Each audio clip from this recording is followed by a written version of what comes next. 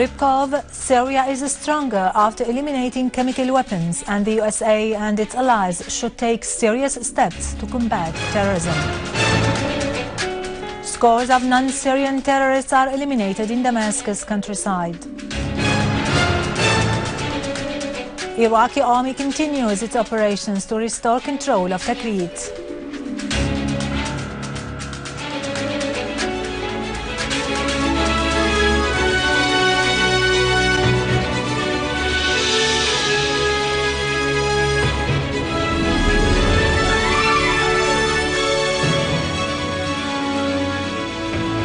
Good afternoon, ladies and gentlemen. I'm Ryabkov from the News Center in Damascus. President Bashar al-Assad received a cable from first Sharia Judge in Damascus, Mahmoud al-Marrawi, in which he informed His Excellency that Sunday, June 29th, is the first day of the holy month of Ramadan in Syria. In his cable, al-Marrawi said that the last day of Sha'ban will be on Saturday and the first day of Ramadan will be on Sunday, 29th of June.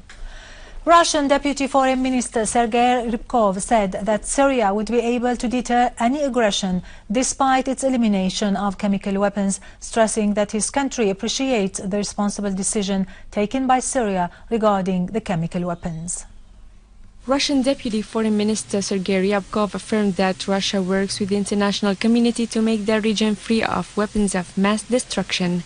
Ryabkov said at a press conference held in Damascus that terrorism is absolutely unjustifiable, stressing that Russia stands in the face of terrorism targeting the region. He added that the wave of terrorism poses threats to many countries and it would leave catastrophic repercussions if countries did not cooperate to confront it and put an end to it, urging the USA and its allies to make serious steps in this domain.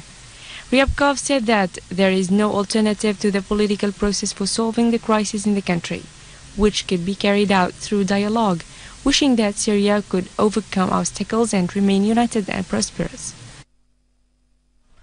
Deputy Prime Minister, Foreign and Expatriates Minister Al-Moallem discussed with the Russian Deputy Foreign Minister Sergei Ryabkov means to bolster bilateral relations and Syria's fulfillment to the disposal of its chemical materials. Minister Al-Moallem expressed gratitude to the Russian government and people for the stances regarding Syria, stressing that the most pressing risk in the Middle East is terrorism, which requires coordinated efforts of the international community to counter it. For his part, Ryabkov congratulated the Syrians for the completion of the presidential elections and the win of President Bashar al-Assad, conveying a message from Russia's Foreign Minister Sergei Lavrov in which he congratulated Al-Moallem on the completion of removing all chemical materials out of the country. He described the process as unprecedented for its circumstances, volume and time frame. Earlier, Ryabkov held a meeting with Deputy Foreign and Expatriates Minister Dr. Faisal Maqdad, in which the disposal of chemical materials was tackled, in addition to the bilateral relations and issues of mutual concern. Syria's permanent representative to the UN, Dr. Bashar Al-Jaafari, criticized a statement of the UN Under Secretary General for Humanitarian Affairs and Emergency Relief Coordinator Valerie Amos, describing it as out of context. During a United Nations Security Council session to discuss the implementation of the Security Council Resolution number 2139 on humanitarian aid delivery in Syria, Al-Jaafari particularly lashed out at using the term armed opposition in the report to refer to organizations that the UN Security Council designated as terrorist groups, describing it as scandalous.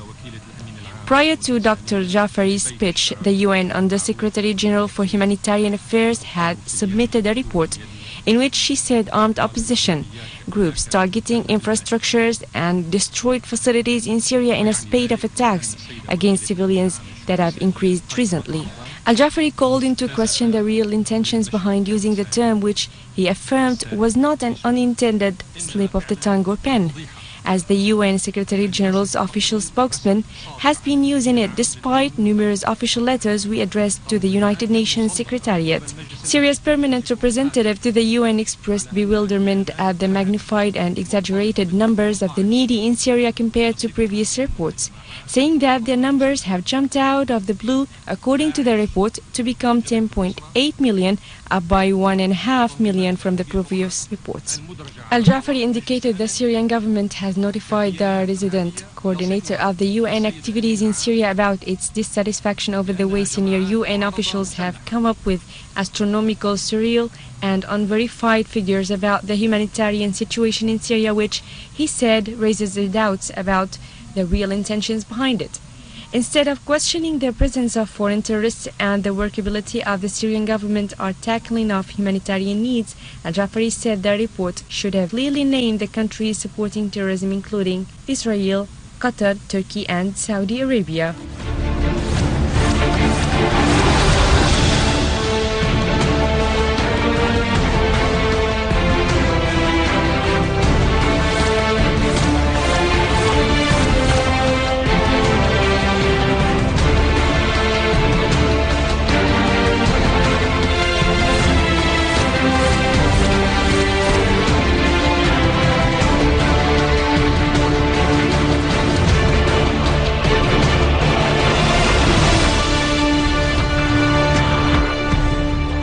The Syrian Arab Army fortified its positions on the hills adjacent to the Lebanese borders in Al-Qalamoun area.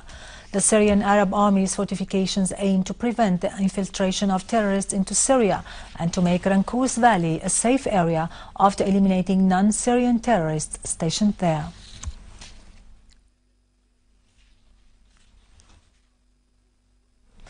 In Idleb, the positions of 29 citizens were settled after handing to themselves to authorities in implementation of the amnesty decree number 22.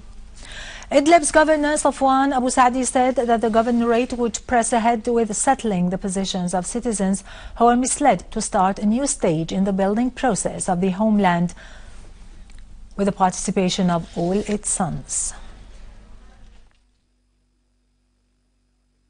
Finally, in Iraq, the Iraqi forces continues fighting the terrorists of the ISIL as they started wide operations to regain control on Takrit through destroying the terrorist hideouts and protecting army units in Takrit University. On the other hand, the Iraqi units eliminated tens of terrorists and destroyed 20 cars belonging to them, while the terrorists fired mortar shells on Samarra, which resulted in wounding 4 soldiers. With this, we end our news for today. Thank you for watching. For more details about Syria and the region and to view this bulletin again, you can always visit our website in English, syriaonline.sy. Now to latest business and market news with Nariman Qassam, but after a short break.